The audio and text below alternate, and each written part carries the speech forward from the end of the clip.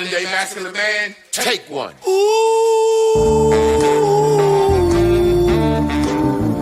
what makes a modern day masculine man? When you drink your liquor straight, a modern day masculine man. I pay all the bills and I tells my woman the truth. Got my shit together, do what I wanna do, say what I wanna say. I won't bend, I won't break, you are not me and I am not you. I kept it real, so now I can do what I wanna do. Modern masculine man. Welcome to Man School. Welcome to the Modern Masculine Man Podcast, Mitch. Woo!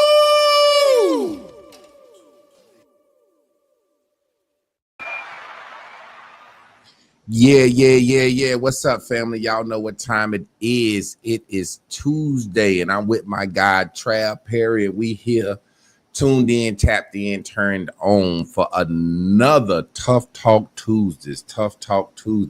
I don't have my phone. I had a nice topic in my phone. Let me see. Can I call my wife real quick? Hey, Chris! That's what I'm talking about. Let me see. I got to call up. Chris, can you bring me my phone? It's either on the counter or in the bedroom somewhere. It's somewhere in between here and there. Yeah, I was just sitting down. I was getting the sponsorship going. Spiritual House Sage, man. And I forgot my phone. I got some good questions Miss Carla gave me. But after we talk about that for about 15 minutes, Trav, I want us to just start freestyling and talk about current events, current stuff that's going on.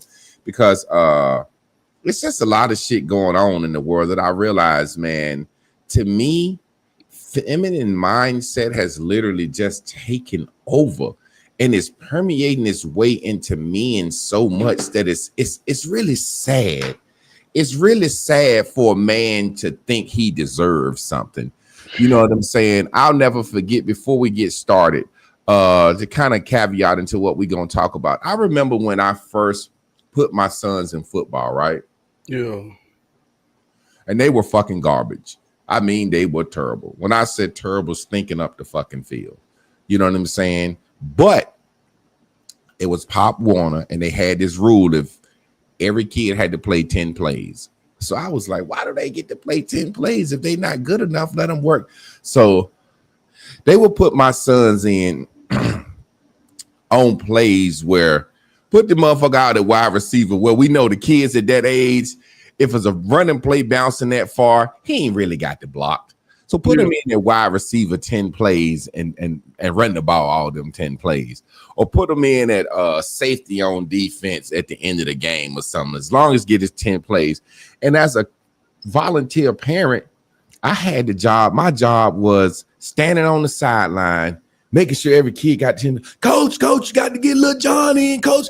And it really became like a strategy where you had to figure out how to play the scrubs in order to win. Because if you come out and put your starters in and get the kicking ass in the fourth quarter trying to play all your scrubs, that team could come back.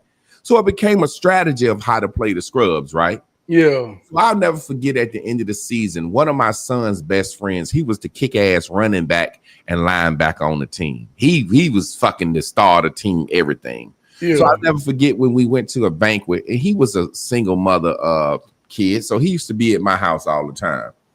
So I'll never forget when they had their first banquet. This is my first time being involved with Pop Warner. They had their first banquet, and they called his name first. I ain't gonna say his name, but they said such and such, team champion, blah blah blah. He's the guy. He make all the tackles. He run the ball, da da da da da. And they called his name up, and they gave him a trophy about this big. Yeah. Then they gave everybody on the fucking team the exact same trophy. And I'll never forget when they got in the car, my sons were sitting there, look at my trophy, and he was sad. And I knew why I was sad, so I waited for my boys to go in the house. I said, why you sad like that, man? He said, I did all the work and they got the same thing as me. And that's when I knew the world was over. I knew the war was over because what it does, I saw it do two things. It made my sons who were scrubs feel like they were superheroes. And it made the superhero feel like he was just as fucking worse as the scrubs. So what I realized what it'll do to men is this. Subconsciously, it'll make the guy that's the best guy on the team not work as hard because we're going to get the same trophy because he going to be the best anyway. When it's time for him to do that extra, run them extra laps and do what he need to do to go pro, he not going to do that because he's satisfied with being the best on the team because of the mediocrity. And I had to say all that to get us set up for our topic today, man. But I want you to speak on that real quick. Man, you ended it with mediocrity. That's where we at. Everybody is a C. C is the standard. Mediocrity, right there in the middle. If you put in the work and you make a B or A, now we look at that as arrogance. You think you better than somebody. So when you talk about manhood and what we hold standards to, man, you said it just right there in a beautiful example of a child. And that's why we always say the truth is so simple that a child can understand it. And man, that's a powerful story, but it's about mediocrity. And not only is it about mediocrity, it's really about passing bullshit. Yeah. I just seen the new scale. Now, when I was in high school and even in college, I think an A was 100 to a 92. You couldn't miss but 8 points to be an A. Now, man, the new scale, a A is like 100 to a 80. Yeah. A fucking 40 is a D. You remember when we was growing up, we was like, you got to get a 70, goddammit. You got to get that 70. You need that 70. That's that D.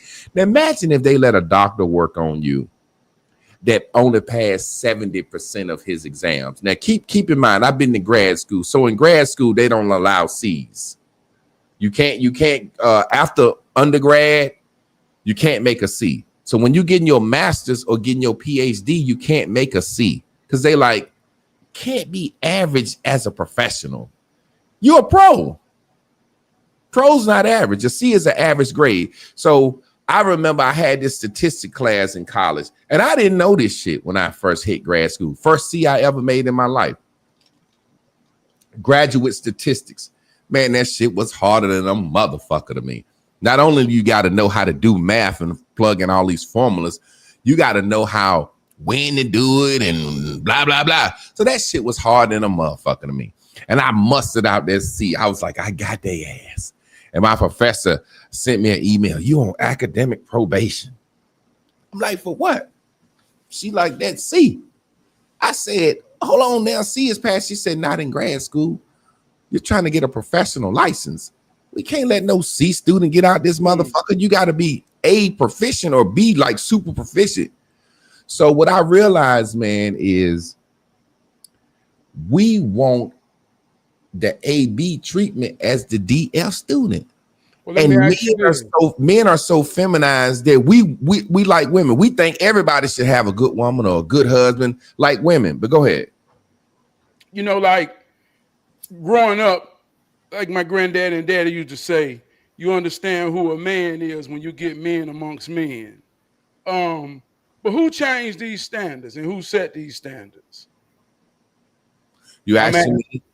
Yeah, I'm asking you. I think it's what I just said. Feminism. Women raising their sons, telling their sons that they don't have to do this, they don't have to do that. And what you have is, when you have such an influx of fatherless children, you have children going out in the world who are willing to kill, rob, steal, and die behind a standard that they mama set. You see what I'm saying? So what you have is a over influx of people saying, I want the fucking trophy regardless. And guess what? We'll fight, shoot, and kill for it. So eventually men like us who gonna sit back, man, I ain't going to jail trying to make no nigga do right. You see what I'm saying? Yeah. It's like, say, for example, back in the day, the deacons for defense. Those men were willing to risk their life, risk going to jail to defend.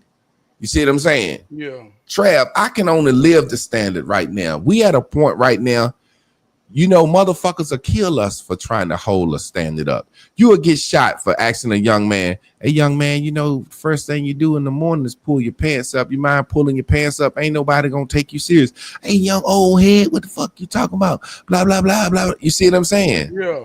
So that's what I think it is. It's just too many weak motherfuckers. Once you have, how can I say it? The bullied will always become the bullies, the bullier, when there's a lot of motherfuckers getting bullied. Remember at first it used to just be a few gay kids in school and they got picked on and got bullied. But once everybody became gay, them motherfuckers bullying everybody. I'm almost scared to say gay on the platform now.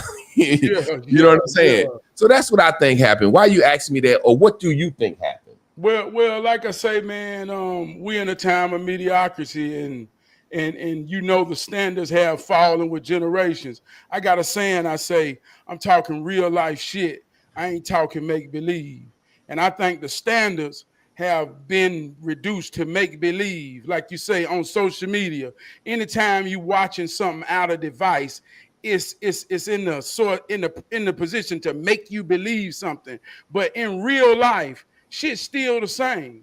I grew up amongst a whole bunch of peers.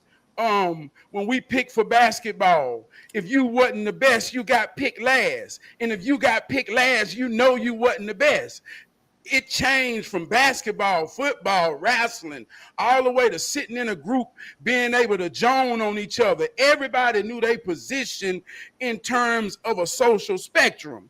And if you was weak in that way, you knew you had to defend yourself. I mean, that's what created the standards. But I still think that's going on in real life. You think so? We're just so caught up in make-believe that we got a generation now, they'll shut the fuck up when they get in a room full of men that's talking real, but they talk on this here devices and make you believe there's a standard that's only an idea and an illusion. You know what, man? I agree with that to a certain extent, but we live in a world now, in the real world, outside of these devices exist. So motherfuckers know that phone will get turned on at any minute. Yeah. Man, so I understand what you're saying. It's like in a social media platform, I wolf ticket you. Blah, blah, blah, blah, blah, blah. But in the real world, you're saying niggas to shut the fuck up in the barbershop. I'm saying to a certain extent, niggas are wolf in the barbershop because they know somebody in the corner over there filming this shit. Yeah. And end up you still having to fuck a nigga up that know he don't want to goddamn do nothing. You know what I'm saying? Yeah, it's like the old saying, the loudest nigga don't want to fight. My principal used to say, he's scared and he glad. I had a principal that was a pastor. God rest his soul. He died not too long ago, about 3 months ago. And that motherfucker used to be my pastor at church on Sunday, Bible study Wednesday. He was my fucking elementary 5th through 6th grade principal. Then the bitch was my damn 7th and 8th grade principal and 1 year high school. And when I tell you, he stayed on my motherfucking ass. But he used to have boxing gloves. And he would, somebody fighting. He hype. Come on. We're going to have a fucking assembly. He literally would have an assembly. You get to fighting, you're not getting suspended. The next day when we get to school before breakfast, it's an assembly in the gym. Put them goddamn gloves on. He going to make you fight in front of the whole school. And after we had about 3 fights in front of the whole school, we had no more fights. Because motherfuckers don't want to fight in front of everybody. So we learned that loudest motherfucker is always the motherfucker that normally get his ass kicked. Now he gonna get louder in the barbershop because he know that phone coming on. Yeah. They what it really boils down to is, man, weak motherfuckers know strong people have mercy. I've had things happen to me, family, friends, past relationships where they know I'm strong. I'm not being funny. I've been in situations with girls, in college, fresh out of college, that did something nasty for me, and I videotaped them. I got a flick with you. I got your face giving me some head, and you still go out and badmouth me. Why? Because Javon ain't gonna expose you and show that. He's a man's man. You know what I'm saying? Sometimes people know that you're not going to respond like they would. Have you ever been in a situation like that where a person know not to fuck with you, but deep down they do it anyway, and they like, Trav ain't gonna expose me. Trav gonna forgive me for that money. Trav, you know what I'm saying? They see the goodness in real men, and I think that's the strength of a masculine man, to not have to respond to every fucking thing. Yeah, I got a big brother that called at the Jesus hard. Like they say, Father, forgive them for what they don't know. Because at the end of the day, when you know better and you overstand certain type things, it'll hurt you more in the end when you win. So that's kind of what makes you, let your ego die. But I want to say, man, confidence is a real thing. Confidence ain't an ideal thing. When you really have confidence, there's a light that come out of you that people draw their attention to. And when people understand that, man, it's a power in that. And when people don't have confidence, they become insecure to confidence. You know what I mean? So it's kind of like the antagonist and the protagonist. But when you know you standing in that position of being real, you know, yeah, man. Yeah, man. Like I say, every win ain't a win when it's gonna cost you in the end. And to beat somebody down, you got to get down with them. So in most cases, stay high in that sense.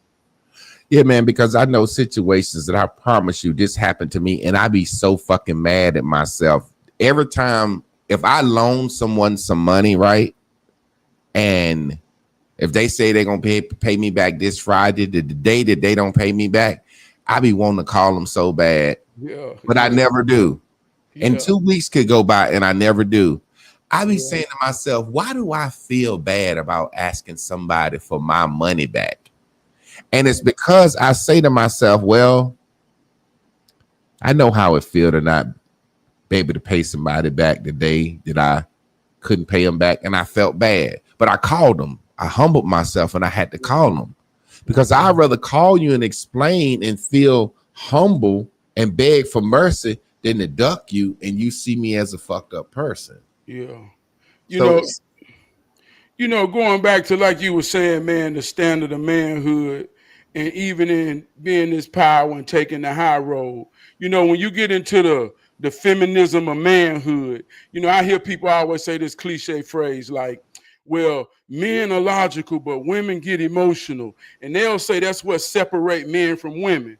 Well, I can have a disagreement with a man, and he may think it's a disagreement based off an opinion. But I'm talking true fact about something I know. So when my tone changed to confidence and my posture changed to, motherfucker, I ain't just talking. Most men today will take on the emotional side of, now they want to play the victim because I make them feel threatened, just like a fucking woman.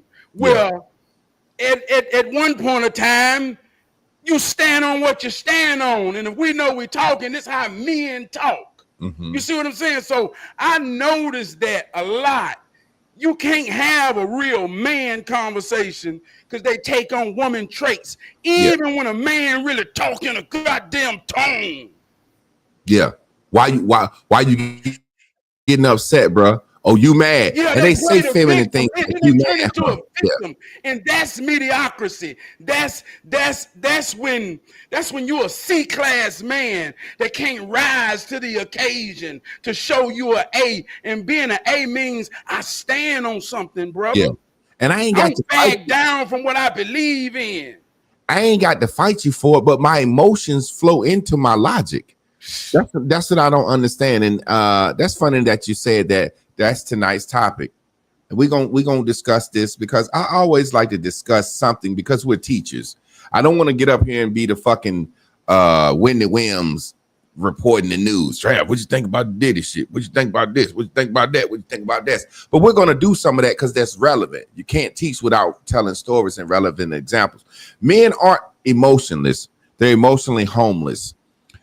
Men aren't emotionless, they're emotionally homeless. We don't have a place to share those emotions. I'll give you a perfect example.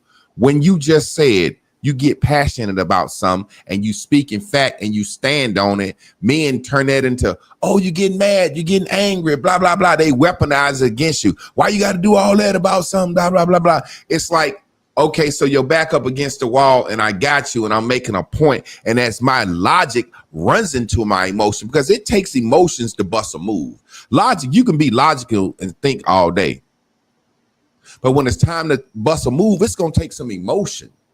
You see what I'm saying? When a motherfucker decide what's the strategy, the war on these people, how we going to conquer them, all right? Okay, this is how we going to conquer them. We got the battle plan set up. This is how we going to do it. And then what they do, they have a ceremony.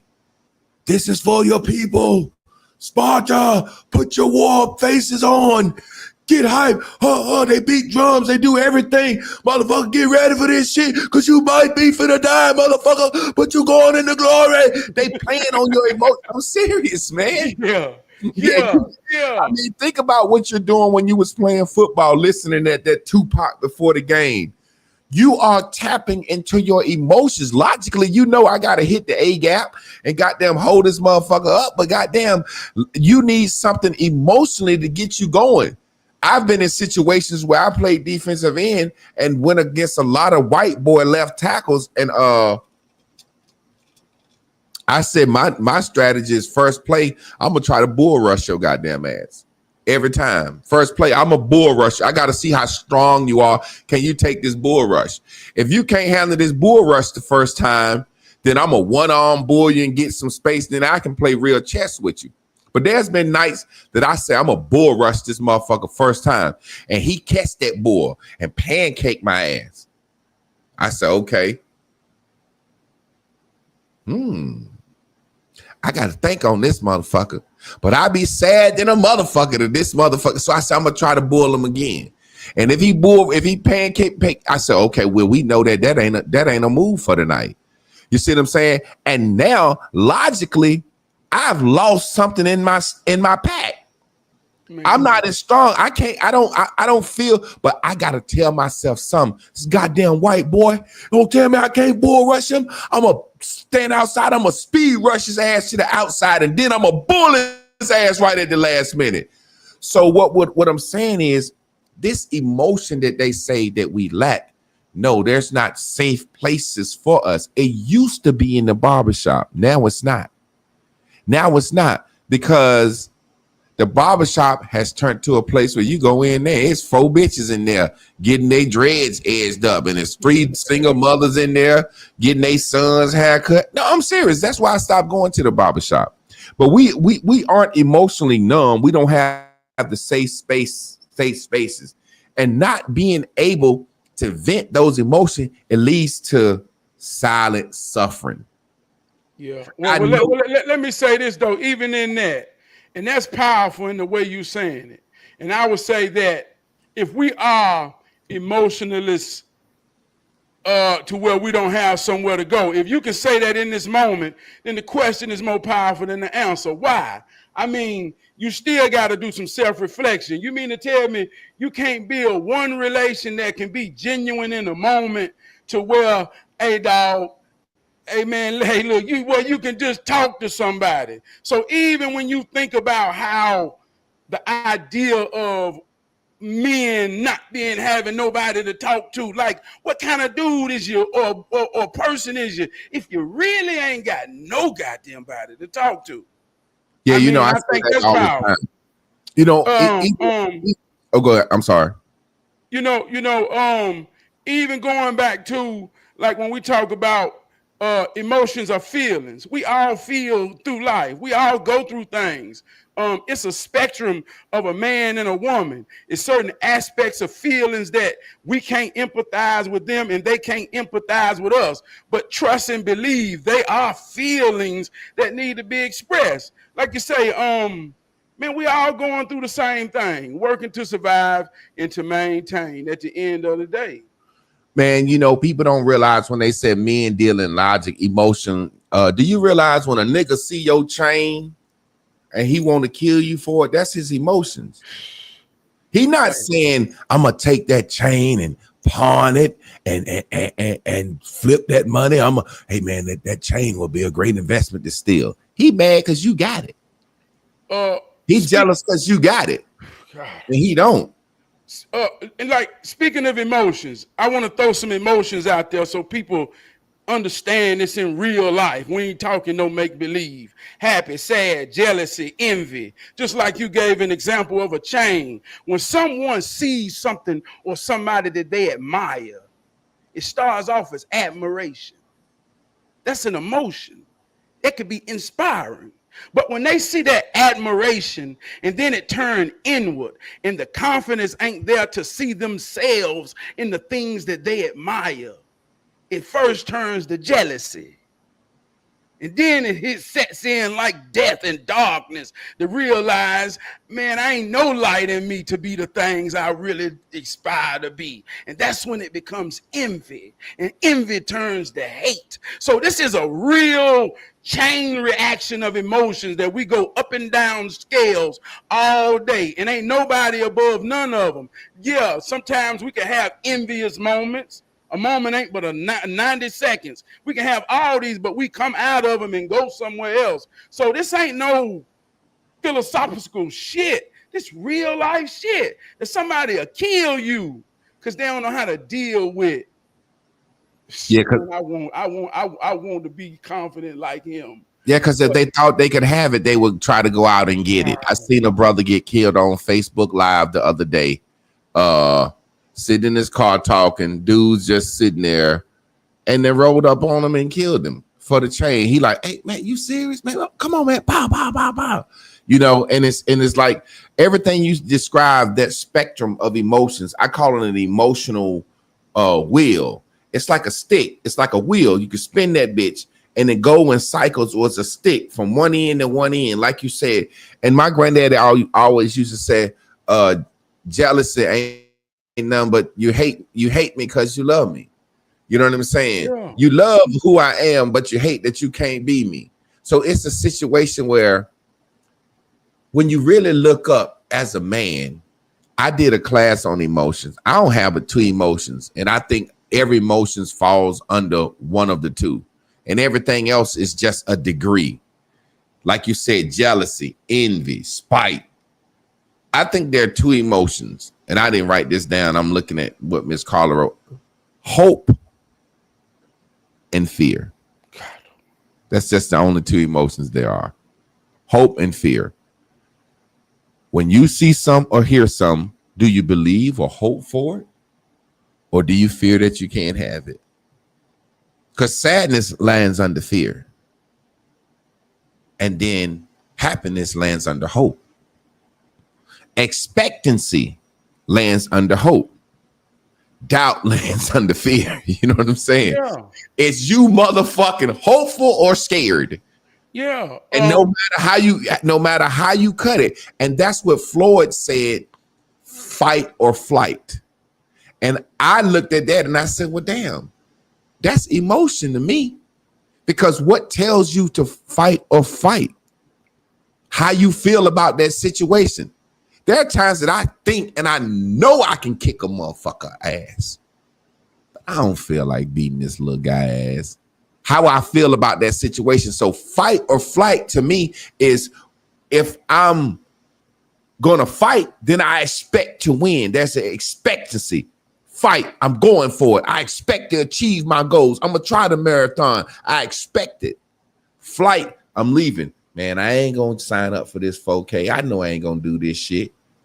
It's like that guy looked, like you said, he looked at you and saw your chain and said, he can expect, whoa, hey man, how you get that chain? What you do?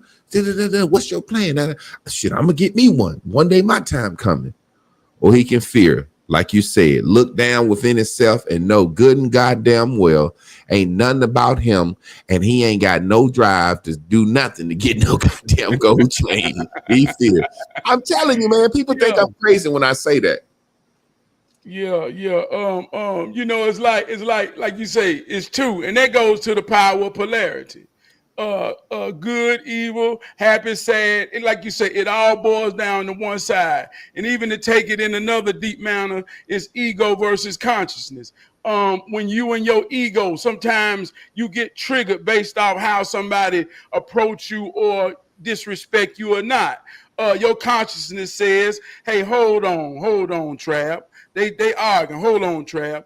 Man, don't even say that, because if you say that, it might go further. So it boils down to two different emotions, light and darkness. And we all got to make that choice in which hey, look, which side we gonna be on in every moment.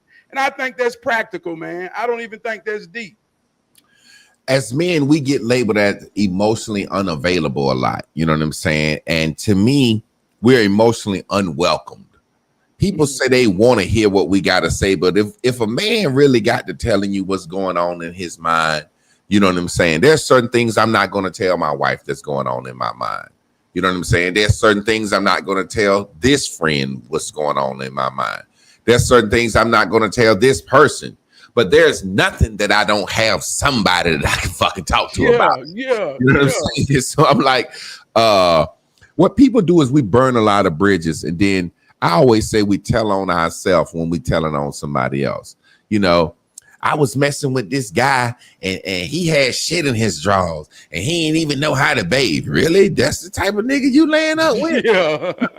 or this bitch I was fucking with, she stank. Her pussy stank, or she didn't even know how to take care of her kids. And really, that's the type of motherfucker you was laying up with. So I always say we tell on ourselves. So when a person get into that, don't nobody love me, I'm all here, me against the world, it's me all by myself, I be like, oh, you done stole. Did you smoke crack and stole from your grandma? Because you done did something. Yeah. You done did something. So I have to speak to Miss Carla. It's certain whenever we have a subject, I love the subject and I love what she do. But sometimes I don't think Miss Carla realized her, me, and you, we think we're above average, whether we are or not. In our minds, like you say, ego versus consciousness. You are what you believe. So we think we're above average. That's why we call ourselves teachers and coaches and shit, right? Yeah. So the things that apply for most people won't apply to us. Meaning not that we got life figured out, because we all, like you said, ain't nobody above the bullshit. We have learned how to marginalize our bullshit, but we also have learned how to be accountable for the decisions that we've made. And that's what I mean when I say not that we got life figured out, but in order for you to have an ego, an arrogance, a confidence about yourself, to think that you can get on this motherfucking internet and talk and teach and have people listen to you, you think you're above average. Because the average motherfucker that think they're average is the one that's watching and listening. You see what I'm saying? Hey, look, man, I know I'm the one. I know I'm the one. Now, I'm saying this to say that's what I know. You are who you think you are. Yeah. Like we say, we came up at a time where there was a standard, men amongst men. Who you think you is? I hope you think you one of the ones. What's the alternative? And we grew up in a time where everybody felt they were the one. And they had cuts. They had tryouts. They had, you're not good enough. Your name ain't on the list. You ain't one of the ones. And then when the ones who made it, who were one of the ones, they still had a matriarch system to prove I am the ultimate one. That's how your supervisor got to be a supervisor. That's how a leader got to be a leader in every aspect of life. So if we don't understand that no more, and you feel some type of way because I say I'm the one, well, I asked the question to anybody, well, what the hell is you? Yeah, man, it's amazing to me. This chick I follow on social media, she's kind of low key, but she said something the other day. She said she's a very beautiful chick too, and she's a plain Jane quiet girl, and she rarely speak up, but every now and then when she speaks, she say something very profound. She said this person told me that they thought I was full of myself. She said that at first I got offended because I thought about it like naturally. She said, but then I thought about it. Would I want to be empty of myself? I should be full of myself. And you know what I'm saying? It's like the idea of, like I said, my friend a couple of weeks ago when we was talking, he lost a friend because he didn't hold the standard. He lost the code. So in order to have this safety net or this safe space, you have to be a provider of safe space for people, and you have to maintain the code. The niggas don't let you in the room no more. You know what I'm saying? Yeah. So a lot of times when people don't have these, what I was saying about Miss Carla, a lot of times she's speaking and she's teaching for the average person. She's teaching for the watchers. You know what I'm saying? And I want people to understand a lot of times when me and Trav discuss something, we never really have that problem. That's what I want to say to people. It's not like we up here saying we're perfect. What we're saying is if we think we the one and we think we got something to teach, then we have figured something out that we think somebody else needs to figure out. You see what I'm saying? Yeah. So that's what the message is, man. But like I said, man, I hear so many people, and I don't know if this is the social media world. I'm gonna ask you. You said you think a nigga shut up in the barbershop and niggas just talking for social media, but in the real world, it's the opposite. Now I hear so many men complain about not having a safe space. Do you think niggas is saying that? Or in the real world, niggas don't have a safe space because they fuck up. So whatever. What do you think? Do you think, you know what I'm saying? Do you think that's a real thing or niggas saying okay, like we say, niggas don't have a safe space. That ain't in a real life phase. You ain't got nobody you can talk to. Who you deal with? You understand what I'm saying? This is me talking to somebody. And maybe I could meet somebody at work, and this normally happens. Well, it's just a moment where a genuine type of thing happens and they realize it's a safe space. And we start to have a conversation and they say, man, I ain't never told nobody this right here before, bro. So it becomes, but that's real life moving through life, man. I mean, you either gonna be it to have it or you gonna be it to receive it. You know what I mean? So if you in this thing for real, life will happen. Well, and if you don't meet nobody genuine in a moment, then I think that's more about you than the moment. Do that make sense? Yeah, I mean, it's like, man, shit, you could be sitting in the airport. Hey, man, where you going? Shit, I'm going to North Carolina. What's going on? Shit, my old lady leaving me. I got to go, blah, blah, blah, blah. I done been, this is the thing. Like we said, law of attraction. You attract what you are. Man, because I'm a safe space, as you say, if that's a thing, I have safe spaces. I'm vulnerable, meaning for some reason people will tell me their whole fucking life story. I'll be like, God damn. I'm empathetic, but sometimes I'll be like, what make you pick me to sit here and tell me all this shit? This lady I trained at my job the other day. Man, she went through a story about her and her husband. I think it's one of the most triumphant love stories of holding on ever. You know what I'm saying? But this oh man. But man, for 8 hours, man, this nigga is in jail and she could afford to get him out. And she just can't get past certain things that's happened. But she love him to death. And she do for him in jail, send him whatever the fuck he need. And the family says she need to stop sending him what he need. And she want to get him out, but she know her family gonna look at her like she a fool if she get him out. And this lady, I sat there and I said, I would be embarrassed. Lady, I'm training you.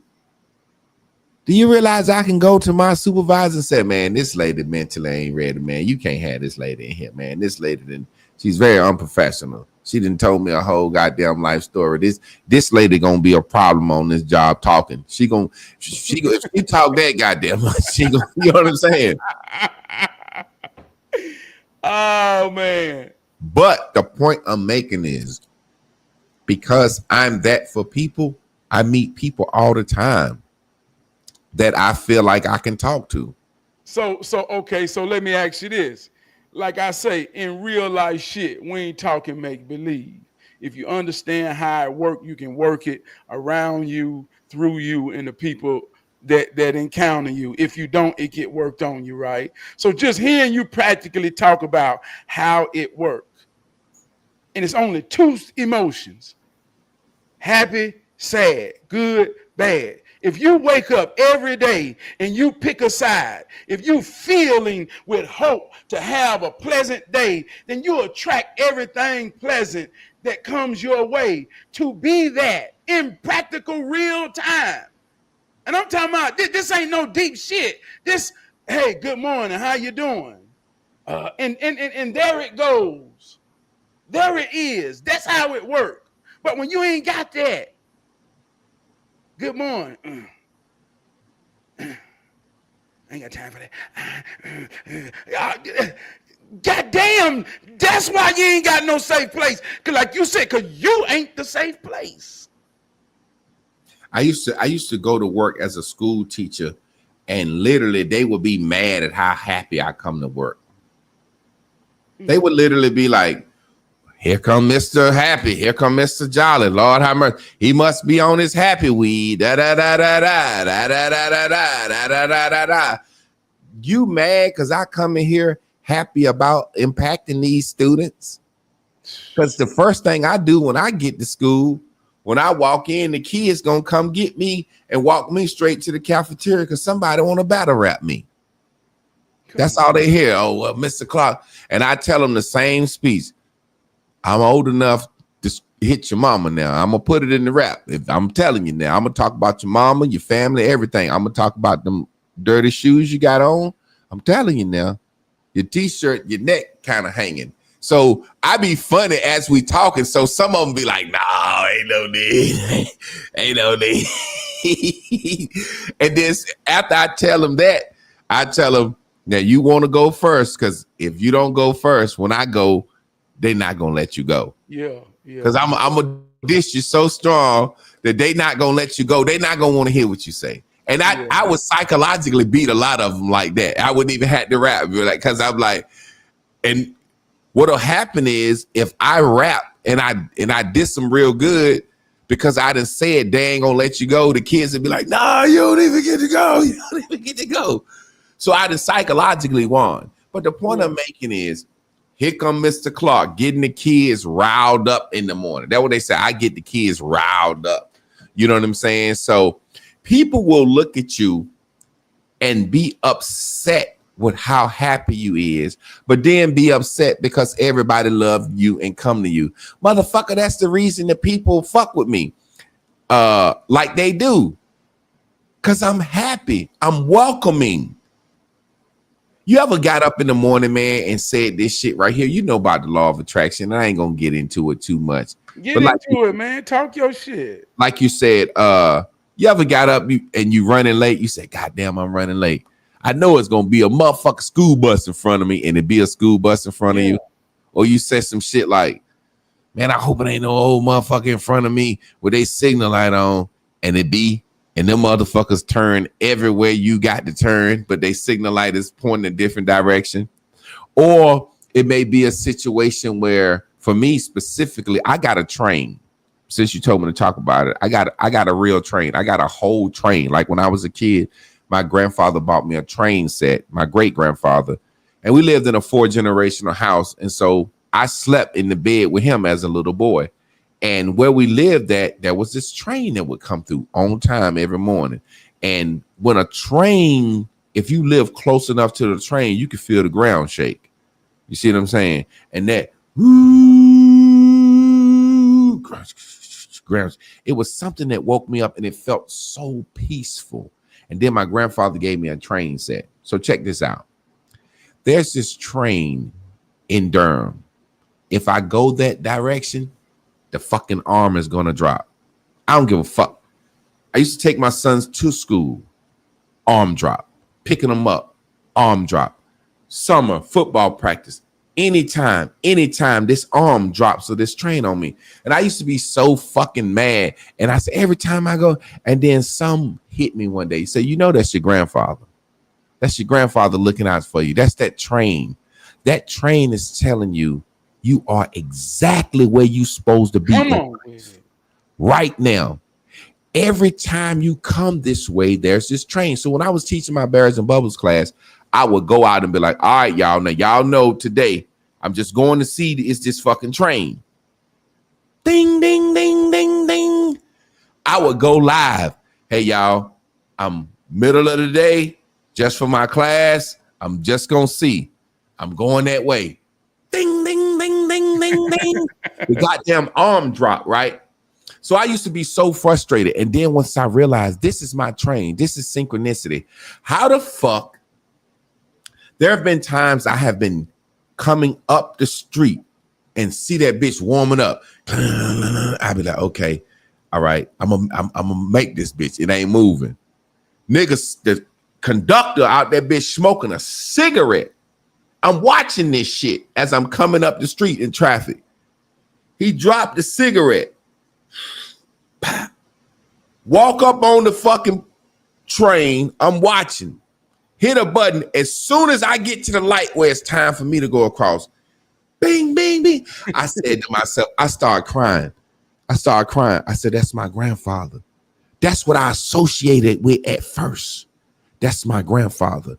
And what I saw that day was I watched this motherfucker put his cigarette out at the perfect time to fucking interrupt me with a whole fucking train. So I call this my train. It lets me know I'm right on time. And what I realized was because I hated it so much, I kept attracting it. Come on. Then I realized I should love it. See, what you focus on is what you attract. Come on. I don't give a fuck what you think. What your mind, if you out here always talking about women ain't no good, you're going to attract none. I don't give a fuck what you want. It's what your mind focuses on. If men ain't good, I always pick up bad niggas. Of course, because that's what you focus on. I don't want this. I don't want this. Job in the Bible. When Job lost everything he had, God asked him, what's wrong with you? He said, everything that I have feared has come upon me. Oh, that's a story about law of attraction. The devil and God choosing to take his stuff. Think about this. Job said, everything that I have feared has come upon me. So you walking around worried about losing this shit and you lost it. Come on now. So the point I'm making is your mind, when you go outside, like you said, and you feeling like good morning, your face gonna look like good morning. Come on, man. Somebody gonna say good morning to you. It's a saying in the black community, and I'm so used to it, and I hate to say it, but I gotta go with it. It's a saying, RBF, resting bitch face. You ever heard that saying? Yeah, I just heard it. That's how a lot of our women see our law of attraction is. Just, a lot of our women walk around like that and wonder why they get treated and accosted or ignored like they do. They walk around with that resting bitch face. It's a real thing. Yeah, man. When I was in 6th grade, I went to Hidden Valley Elementary here in Charlotte, and we had 98% black students and teachers and staff. So it was like a real cultural thing. And we had a funeral. It was a whole wide school funeral. Every class in 6th grade had to have a funeral. Everybody had to wear black. And I remember I said, Mom, we're going to a funeral. What kind of funeral? But we buried the word I can't. Everybody had to write down I can't. And everybody had to we made a classroom casket. And everybody buried I can't. And from the 6th grade, bro, this stuck in my mind. You can't cause you ain't. Anytime you say you can't, it's cause you ain't. So it ain't no different than somebody who say I can't find a job cause you ain't want one. I can't find a woman cause you ain't want one. Simple as that. If you really is, you will and you do. So that's a simple choice. And one thing about it, man, like you said, that train, you hated that train. It take negative and positive to make it work. This is law. You can't break this law. This law will break you before you break it. So anytime you got negative aspect or something you consider negative, if you're really real about the moment, meaning the divine moment, whatever you've been through brought you here, you right where you're supposed to be. And if you can't love the recipe that brought you here, whether it's 4 eggs, flour, and milk. It might not be no sugar in your shit yet. That's coming down the line. But you got to understand the process of where you want to go, what you see in your mind. If you can't see it and you ain't, then you can't. So, like you say, that's just simply put. I want a caveat real quick, Come on. but it's on the same subject. Let's see, can I do this live time? That's what I'm talking about. I be fucking shit up sometime. Okay, let's see. I'm sharing the wrong shit. Okay, let's see. What is this? Let me say this while you looking at it too. I want to drop some hero mathematics.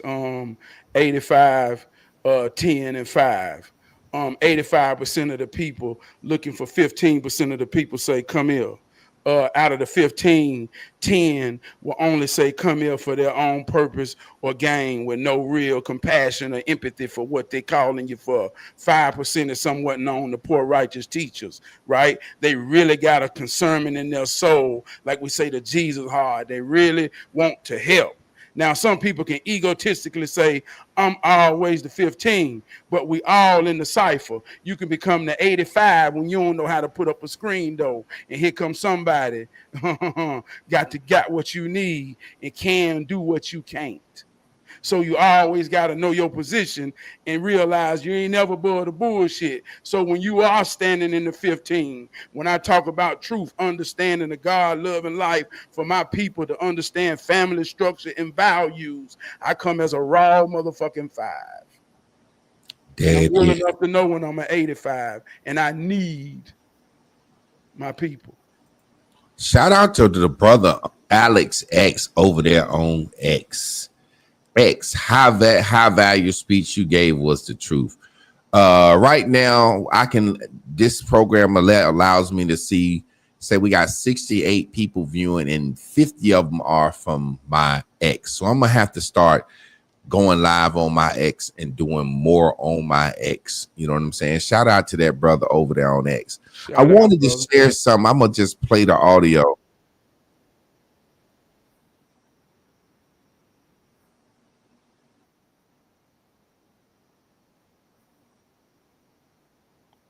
I like this vibe too, man.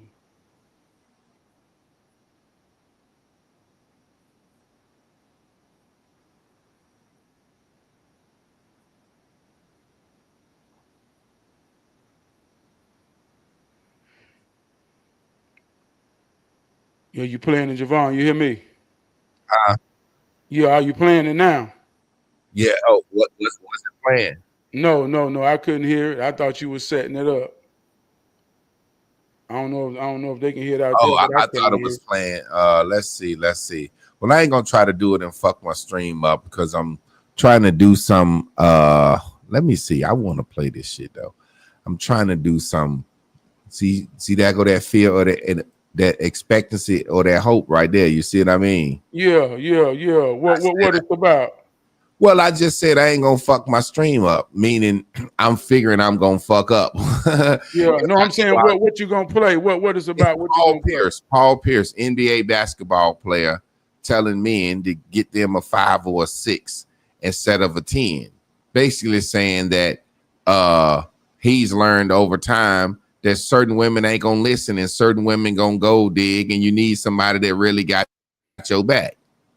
Now, the point I wanted to make from that, and I ain't gotta play it, is we got a lot of men. You saw the podcast I was on. I don't know if I'm gonna do it again. You know what I'm saying? Because sometimes I think it's pointless, but then sometimes I like to get in certain spaces and educate. But everybody's against me.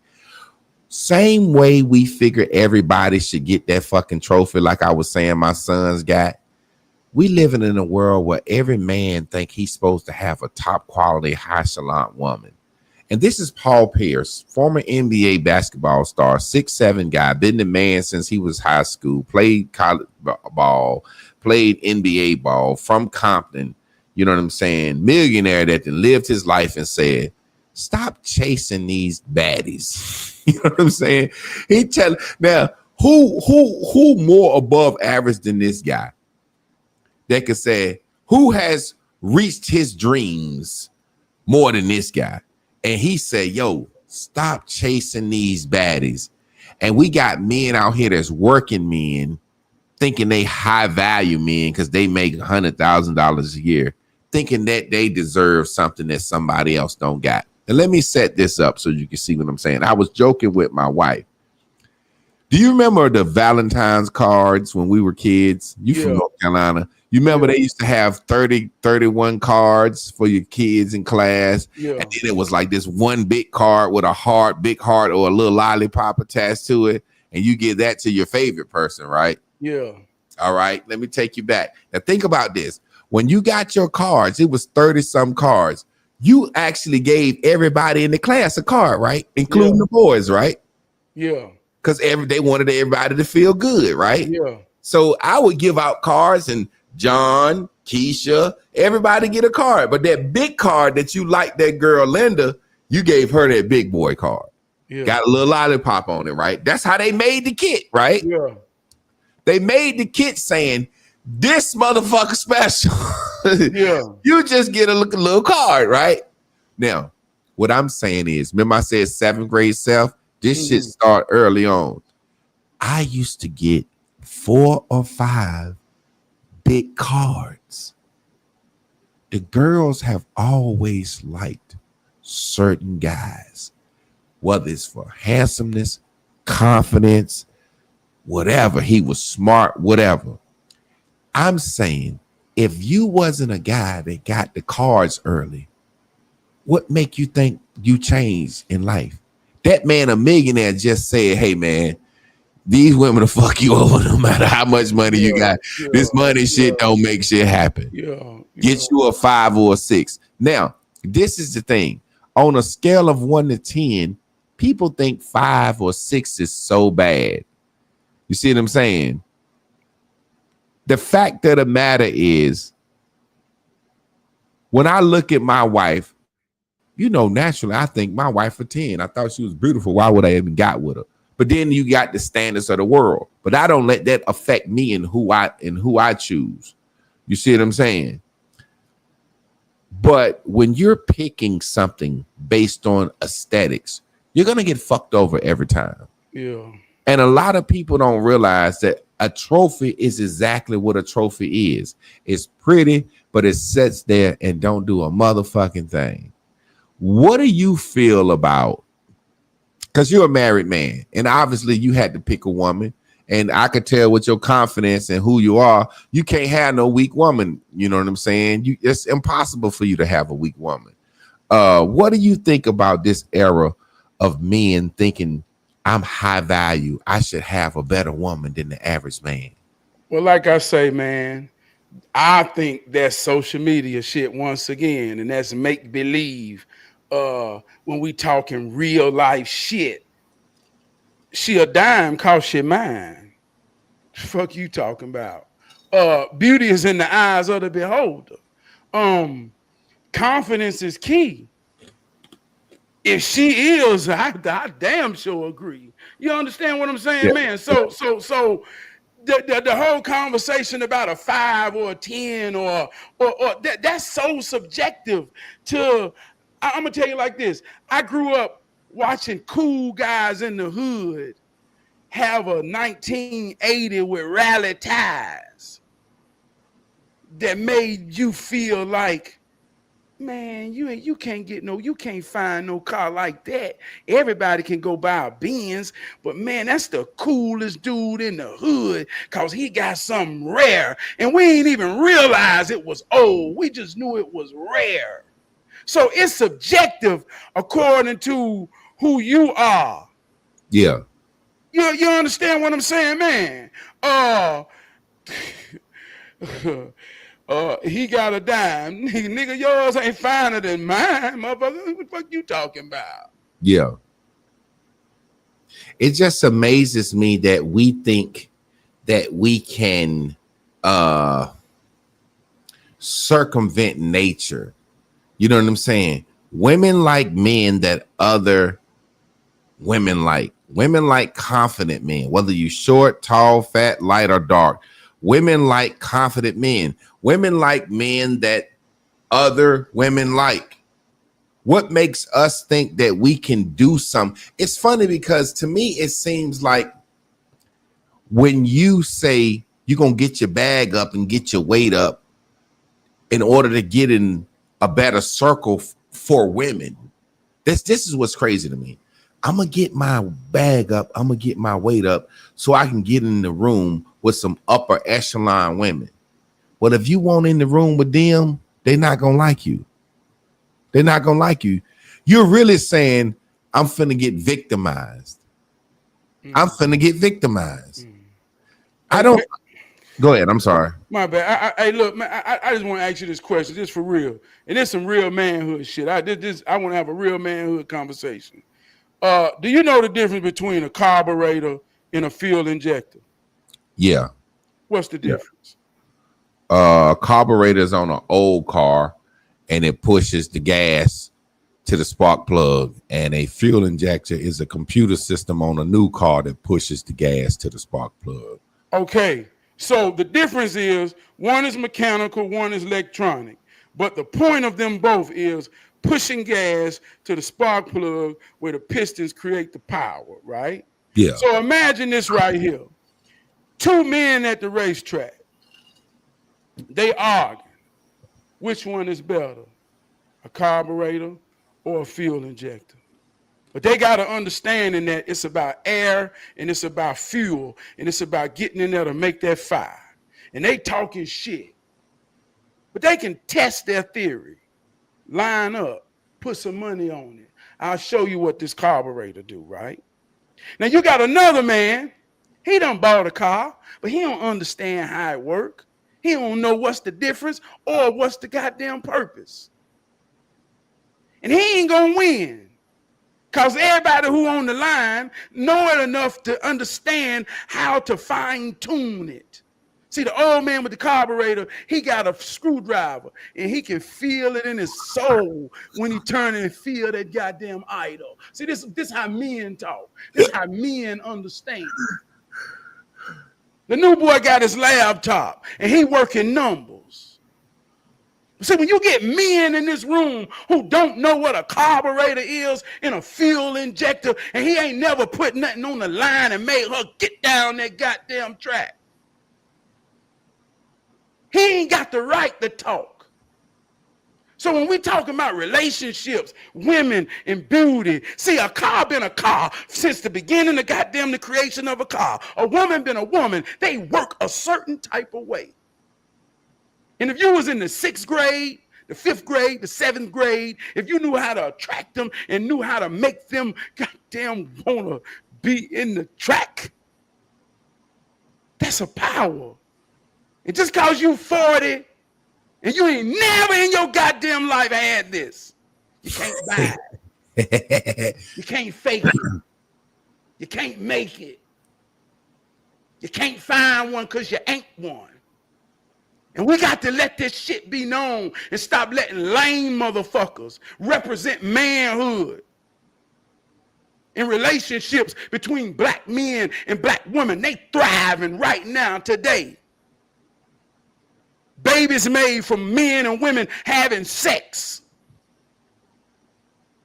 So stop listening to these goddamn losers creating illusions and ideas that's so far disconnected from goddamn real life. Because I know men who ain't got nothing, that when they get put out from one woman, they got the confidence and know-how to know, boy, I give me a woman like that. Yeah. Yeah. What's wrong with you then? Trab, this is what I'm saying. I asked a survey, and I even asked the men on the panel. I said, most men got a good woman in their corner that want to marry them. All he got to do is just stop hoeing around and ask. And they like, yeah. I'm like, so what y'all doing? Trav, this is the thing that kind of make me not want to go on the podcast again, but I kind of want to get in that space and teach. and I kind of want to build my popularity up. You know what I'm saying? So I got to separate my consciousness from my ego to say, yeah, I can get in here and talk my shit and get they following. You know, when I got off that podcast the other day, my wife had to give me a massage. I had a fucking headache.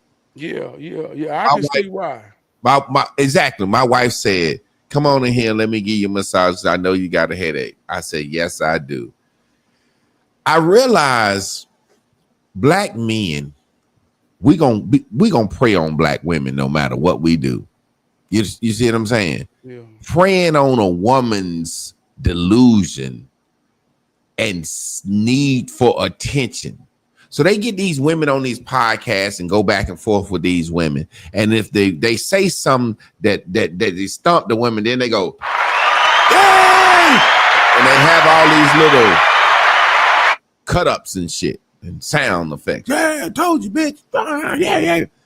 And it's like, who's excited about proving a woman wrong? Yeah, like you say, man. They ain't. Ain't nobody talking no real life shit, man. Like we talked about in the beginning, the standard of manhood. Manhood ain't about being nothing but a servant. You wake up and you rise just like a son do, cause you a son too. The sun rise up and give Mother Earth and everything come out of her what it needs to sustain and maintain. That ain't no deep shit. That's what the sun do. It even do it to you. So when you rise like a son too, you just a servant. What you do? Who you do it for? That gives you your purpose. Now it's men out here who make a conscious decision to say, I ain't gonna be in no relationship for whatever reason they working on themselves, but there's not a shadow of a doubt that they have something to give a woman. Yeah. That's totally different than a man who think he can't find a woman to receive. Me and you got a song together called I'm a Savior. Mm-hmm. Say, I ain't gonna kill nothing. I ain't gonna let nothing die. I'm a compassionate man. I respond to a cry. I told my woman I'm a saver, so I saved her. So that makes me a savior. That's what a black man is when he stand up in posture like the sun. Yeah. Ain't no deep shit. You your mom and daddy's son. You rise up every day to do what? If you stand in that posture, you will attract a woman. And all you got to do is choose who's worthy of to give what's in you to give. That ain't no fucking algebra equation. You choose to or you not. But ain't no man that's standing in real posture talking about he can't find no woman. That's cause you ain't no man then. Bottom goddamn line. Man, you know it's so funny because what up? I gotta give a real shout out since we talk about manhood and the standard. Coach Jones, that's my homeboy. Went to back, called him smooth left. He played quarterback. Let me give my guy a shout out since we was talking about sports. He played quarterback, pitcher, and two guards. Sometimes he was the point guard. You know. So this guy had the most important positions always. Orlando Jones. You know what I'm saying? Standard. Married man, college, married early, good Christian man, beautiful wife Shelby right there. We went to high school together, got some beautiful young men, athletes running the show. Standard, always kept his nose clean. I know his mother was a great woman. I just spent the night at this man's house so many times, want to be over his house rather than my house. You know what I'm saying? Shout out to that brother right there, Coach Jones. Standard, you know what I'm saying? A true standard setter. But yeah, man, I think what people don't understand is as men, there were certain norms and standards for us. Like you said, the guy feel like he can land on his feet at any woman's house. I've never seen an age where men complained about women. There ain't a good enough good women, and women outnumber us. So when you say what I'm saying is date on your level, and I don't mean a number, I mean so many unarbitrary things. The only reason you complaining Because you can't get what you think you deserve. You want the fucking MVP trophy and you want the MVP. You ain't need no starter. You want the MVP trophy and you ain't need no starter. Man, Paul Pierce, NBA basketball player, said the new wave is we fucking with 5s and 6s. And he actually said women are going to say, why you with her? And he said, don't worry about why I'm with her. You get what I'm saying? Now, when he's saying 5s and 6s, I think he's breaking that down to the world standard, meaning the world. Because to me, a dime ain't nothing but a fucking 5 with a whole lot of makeup and shit on. Come on with it, man. You see what I'm saying? Yeah, a whole lot about shit. Yeah, the natural woman that look like herself, that don't lead with her ass and don't need lashes and don't need all this shit. This woman has some substance that she think that she can attract with. You see what I'm saying? Shit, you can put makeup on me and you, and we could look pretty like dimes.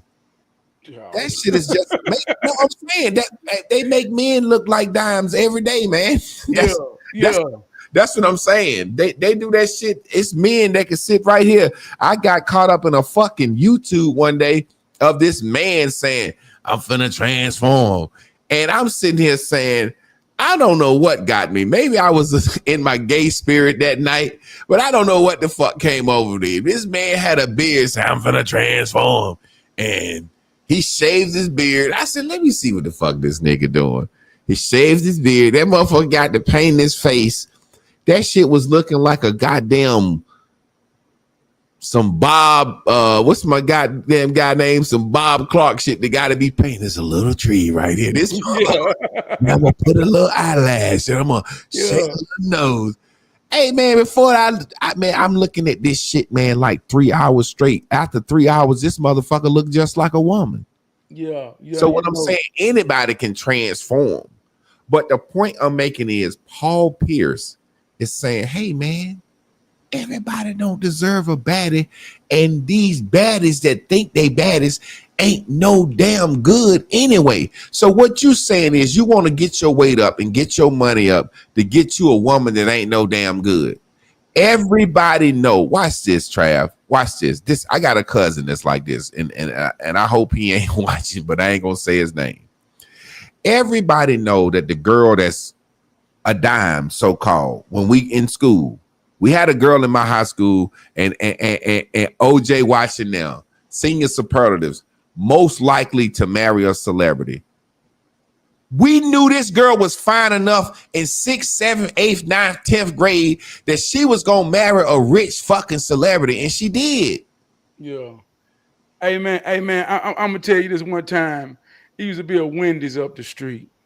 And they had this lady worked in the drive-thru, and there's some real shit. And I say, man, she had to be mentally thrown off because she was absolutely too beautiful to be working in a Wendy's drive-thru. And that's kind of like what you're saying, like what got to be wrong with, you know what I mean? And I know that may sound kind of crazy, but like you say, there is a known standard of beauty that the top confident man going for her. You know what I mean? That's just the way it is. But on the flip side of that, like I say, repeat after me if you listening to me. She a dime, cause she mine. And it's a powerful thing just to be mine. That's anything that's mine. When Paul Pierce walk in there with whoever, anybody that admire him, look up to him, gonna look up to his standard. All they gonna see is that's his standard, and it's admirable. She will instantly be a dime because she mine. Goddamn, I'm a dime. Hey man, you might say, well, I know, like you said one time, you did the post. If you look, mind, body, soul, spirit. Man, I really believe in knowing my mind that it had to make me overweight to make me fail. I swear it did. Yeah. And I believe that. And I ain't never walked in a room where a built dude was, hey, look, wasn't finna feel this glow and how I do. You understand what I'm saying? And Trab, that's the confidence. I'm telling you that if you got it, you got it. If you don't, you don't. You know what I'm saying? You said something, and it's funny. You just said there's two things. You said God made you fat to make you fair. That's funny than a motherfucker. Yeah, I ain't bullshitting, man. I ain't. Cause look, let me tell you. And look, hey, look, but no, hold on. I want to say, I want to give a real life. I want to give a real life example, right? Because I don't. This some real life shit. What I'm talking. And it's going back to where I had to find my confidence. I say I heard God for the first time inside my helmet on the football field. He told me what I was finna do and who I was, right? And in my mind, I never saw myself blocking like the fat dudes. In my mind, I was a running back. I was a receiver. I scored touchdowns. And in my mind, it came out. I was always the big running back who supposed to be on the line, but he playing running back. So when I got to high school, my coach told me I was weighing 260 pounds. He said, the only way you can play backfield on my offense is you got to run a 4-second 40. And on my team, we had the fastest dude in the state at the 100. I watched him every day for a week, knowing my 40 time was coming up. And I mimicked him and transformed and ran a 4.8. I said, God damn it, I'm in this backfield and it's mine. I will because I can. I do because I can. So I ain't talking no, amen. It boils down to that. Simplicity in your mind. That's where it starts. Hey man, you know that's funny because you say that. I got a saying, if God would have gave me abs, it wouldn't be fair. So and I'm working on them now. You know what I'm saying? So shit, that might be the thing we need to work on to take us over the top. But you said some shit that's so real. I remember when I met my wife. Now my wife do hair at the time, beautiful woman, got abs, but she's a fly girl, you know what I'm saying? And I don't want to say it badly, but because she do hair, she do her own hair. She could change her hair, sew in her own weave. Her shit look real, blah, blah, blah, blah, blah. Basically, they had a salon in Durham, her and 3 other girls, and they was kind of like the shit. You know, they got a salon downtown, valet parking. You know, they the shit. They the it girls. They did hair shows. All the guys like them. Everybody know them. Like when I first started going out with my wife, we walk in a party or walk in a club and the nigga on the radio like, Chris in the house. I'm like, damn. You said, and she would be like, I'm popular. And she was like, so when we go out, I'm popular. And you know, when a woman say they popular, you thinking like, you done fucked a lot of motherfuckers. That's what you're really thinking on the low. You like, I'm popular. And it's like we go in there and she know the DJs on the radio station. She know the club owners, and you know their hair salon was like a spot when entertainers came to Durham. That's where they go get their hair braided at. You know, females or rappers and shit. So they was known. So when I got with her, she was that person. And I was known as that guy. And one day I was just like, maturing. I was like, take that fucking weave out your hair. I don't want to never see you with no weave and makeup on again. And she was like, what? She was like, but you ain't had no problem with it at first, or blah, blah, blah. I was like, you know, I'm maturing. You know what I'm saying? I don't like it. I don't like it. I don't like the makeup. I don't like how long it take you to do that shit. Shit, you look good, you know? And she was like, okay, I will. But there would be times where she was like, I want to put a little bit on because I don't feel confident or blah, blah, blah. But for the most part, she stopped immediately. And I remember in the conversation with her, I said, you know, I'm your security. Because a woman says she's insecure, she's really saying there's something about me that I think will inhibit me from getting a man. I have an insecurity. Sometimes it's their forehead. Sometimes it's the way their eyes shape. Sometimes, you know, my wife's number one insecurity is marks on her chin from when, if she pick at her skin, that was a habit she had. So she got some black marks on her chin. You know what I'm saying? So that was her number one insecurity. So I said, when you with me, you're secure, literally and figuratively. I'm protecting you. I'm your security, but I'm the thing that say these marks don't mean shit. I'm the thing that say, hey, this natural hair don't mean shit. I got a motherfucking king.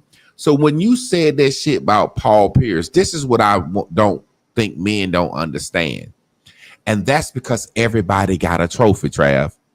The fact that you understood that and made that point. Paul Pierce is saying, when they said fuck, when they said why she with him, he like fuck what they say. I'm Paul Pierce. If she with me, you better fucking know if she with me, it's some fucking great about her. Yeah, see the truth. It's about your own confidence in yourself. So a man that's not confident in himself, he really, really, really, really needs some gold chains. He need to put his money to his ear, and he need a baddie. He need a baddie. Because think about this. Why would these guys in the entertainment industry all be fucking the same women? Klay Thompson, NBA basketball player right now, fucking with Meg Thee Stallion, and we done watched her fuck with 12 guys since she came out. They need that on their side because of how they feel about themselves. Because if you really think about it, bro, if we talking about men being high value and reaching their dreams and their purpose, these guys got everything they ever dreamed of. But they still need a fucking trophy that some other nigga done had. He had her.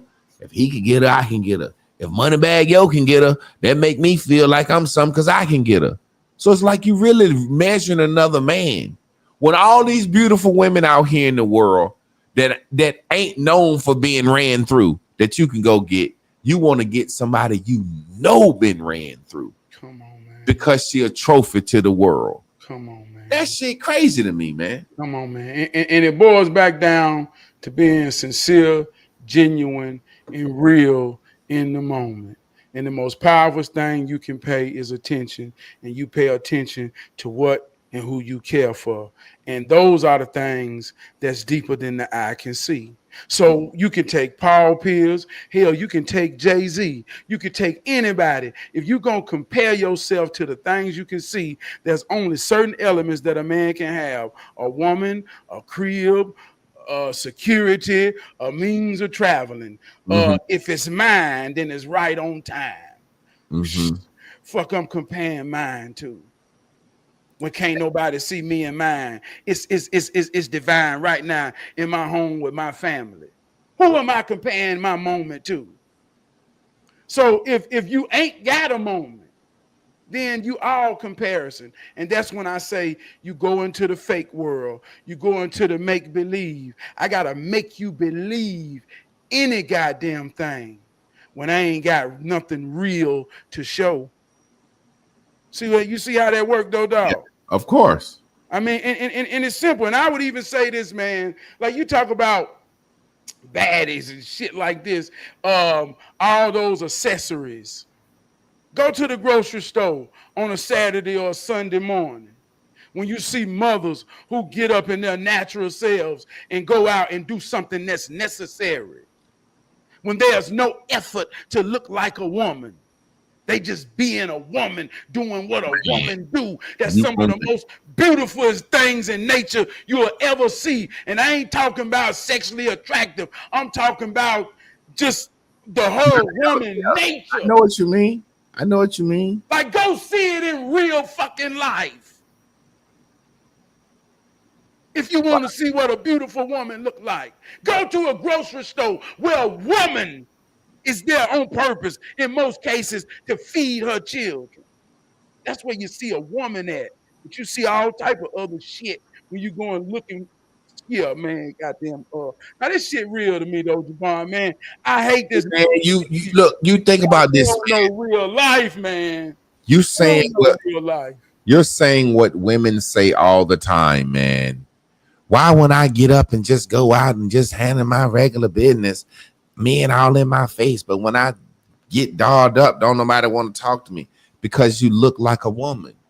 You look like you got some business about yourself. You're not sitting in the corner of the club with the phone in your face, flicking a fucking fake piece of weed. See, my daddy and my granddaddy taught me what a pretty lady was. See, we don't even hear the word lady no more. See, a pretty lady is someone who's pretty with no effort to be it. Mm-hmm. She could be in her work clothes. She could be wherever. A pretty lady is something that comes from the inside. Some people might think she's ugly till you get close enough to realize her spirit, her soul makes her beauty, and what you would consider ugly make her unique. Mm-hmm. That's what a pretty lady is. But I don't even know if women want to be pretty ladies no more. Well, man, Trav, the funny thing is this. What a lot of people don't realize is, and I'm gonna give a teachable moment. Like you said, a pretty lady is a lady that don't have to try.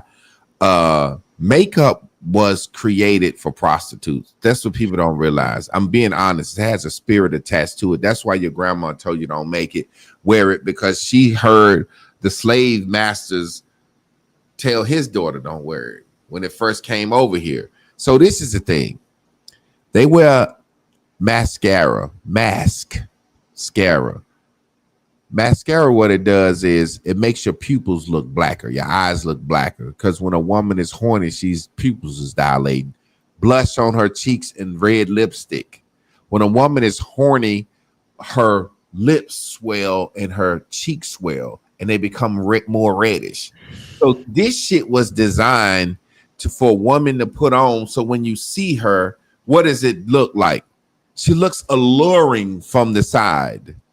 From across the room, when you see her, she looks alluring. Oh, prostitute, horny mode. So you can go ask her to buy some pussy. Whereas the woman that looks plain Jane, you can't walk up on her and ask her to buy some pussy. Now that's in its inception.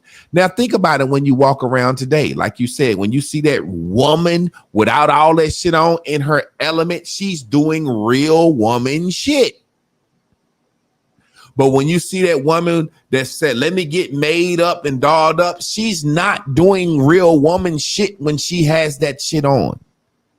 Come on, She's man. trying to be sultry. She's trying to be seen. She's trying to sell herself. It's no different than a man, me and your age, going to get some red fucking sneakers and some of them skinny jeans and all this shit, trying to be cool. We're trying to sell ourselves to a younger generation, we're trying to make women our age think that we got some money. And let me say this too, man, because if any woman listen to this ain't to shame you in any type of way. We just simply understand and is speaking on how it works. So when I say give reference to a pretty lady, I'm saying it in the context of if you out here vulnerable, meaning you not protected, you don't have security of a man, the soul can't keep no secret, it will reveal what it needs through behaviors, right? So I'm saying if you're vulnerable and you need that, don't lie to yourself. It's cool to understand your position, but you got to know, if you don't know where you're going, any road will take you there. So if you see a destination where you know you still worthy to be loved, then all I'm saying is just in that moment, don't be anything to deflect. Don't be anything to deflect.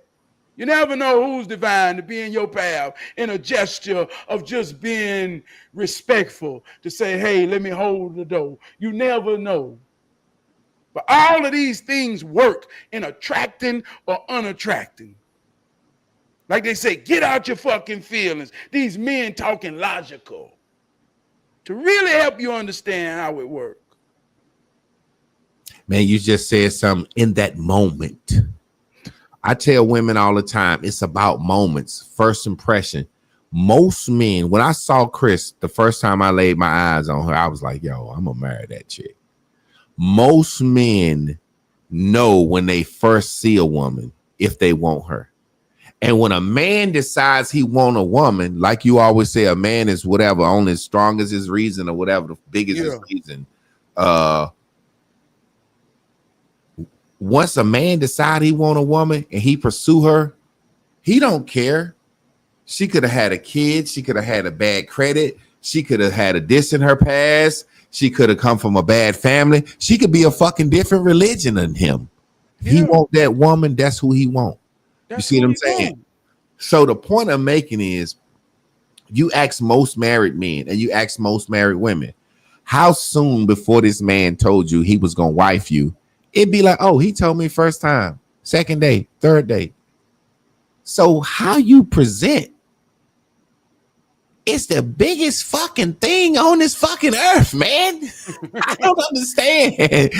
I'm out here looking like Freddy Krueger, but I don't get in nightmares and burn people. You know what I'm saying? Like, how you? I'm in a police uniform. Hey, man, stop coming asking me for help. You in a police uniform, motherfucker? I'm in a hoes outfit and expect somebody to treat me like a woman. But then when I'm out here looking like a woman doing grocery, men walk up to me, excuse me, Miss Lady, can I get that for you? Can I pump your gas? You want me to wash your car? Wash your car? Because you're looking like a lady. I don't understand what's so fucking hard about that. I told my sons one day, and BJ and them, they was over here chilling, and they don't sag like that, but it's enough for me to say something. I said, man, let me tell y'all something. Y'all boys done graduated from college. I said, a motherfucker sagging his pants is showing his ass when men are infatuated with women's asses, and women don't see fit to show their ass. An ass will get a woman a husband, or ass will get a woman a bill paid. So, man, ain't nothing your ass can get you other than some man wanting to fuck you. So I said, I'm telling y'all as y'all uncle, mentor, and father, when a motherfucker see you sagging your pants as a man with your ass showing, you couldn't do the first thing correct that you had to do when you got out the goddamn bed. Like they said, I put my goddamn pants on one leg at a time. Motherfucker, you couldn't even get that right. So you're considered useless. I don't care what you think, what you say about yourself, what you can do. Outside of the niggas that sag their pants with you, when you go anywhere, a motherfucker looking at you and say, that motherfucker useless, man. Useless. And they looked at me and they was like, damn, pull my shit up, goddamn. Yeah. And going back to manhood, that's a manhood statement. Being a man is about being used. You just don't want to be abused. But yeah, what is your family using you for? If you ain't got no answers, god damn. And you know what, Trav, before we get out of here, man, not only do these guys think if they get their money up, they deserve a certain type of woman, then they say, all a woman want to do is use you. It's like, you ever notice when you first date a woman and y'all kick it a little bit, then she get nervous because she like you. She said, what are we? She want to put a title on it. She want to guarantee that y'all something. Woman get nervous, scared she gonna get her heart broke. That's what it seemed like these men are now. Nervous, scared they gonna get their heart broke. What if I get married? Or what if I get a woman, she take half my stuff? Nigga, you don't even make $100,000 a year. And you ain't got shit. You don't own a home yet. You ain't got shit. And it's almost like, hey, yo, stack your bag. But watch the oxymoron. This is how you know it's just talk, just to make money. This is how you know it's just talk. Watch this. The Bible said, double-minded man is unstable in all his ways. He is like a ship tossed to and fro in the wind, right? Let me show you the double mind. As a man over here, you got to stack your money. Chase your purpose, chase your dreams. Don't worry about no woman. Build yourself up. Get your confidence and get your money up. Do all this shit. Get the bag, right? And once you do that, you'll put yourself in a position where women will come to you, upper echelon women that like you. That's what they say. And then turn around and say, Well, when you get everything you ever wanted and dreamed of, and you get a woman, she's gonna take it from you. You're gonna lose it. So why you building? Won't you just get you a bitch while you're low? You see what I'm saying? Yeah. And let me say this, man. Like you say, been in the game for a long time, man, and put that work in to maintain. It's easy to get anything, but it's hard to maintain and keep something. That's what my daddy told me. He says it's easy to make a family. All you got to do is have a baby. You got you a family. It get hard keeping that family together. So I'm saying this for anybody who ain't never been in the game and you looking to get in the game. I've had brotherhoods with brothers who lost it all, who had the house, the family, the cars, and everything. And I want to tell anybody who ain't never been in the game to really love a woman and their children. By the time that family crumble, I promise you won't give a fuck about no house.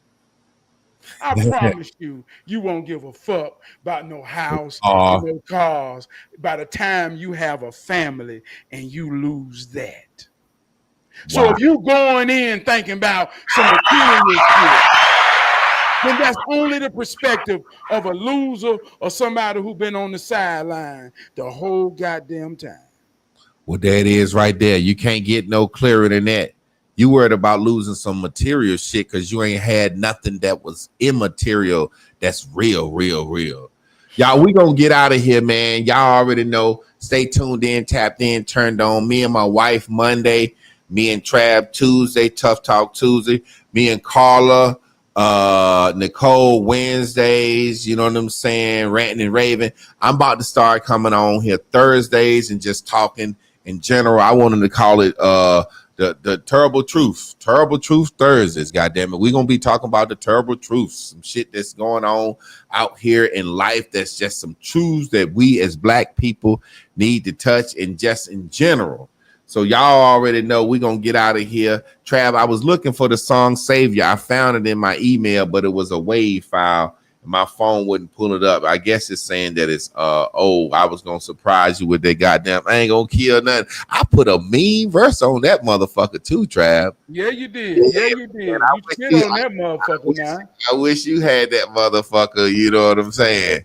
But I'm pretty sure it's somewhere still in my computer, but I know we was I resend it to you. Send it to me because that's an MP3. Okay, yeah, I resend it to you.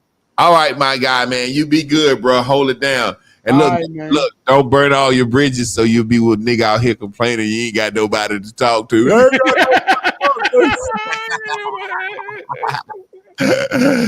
Yeah.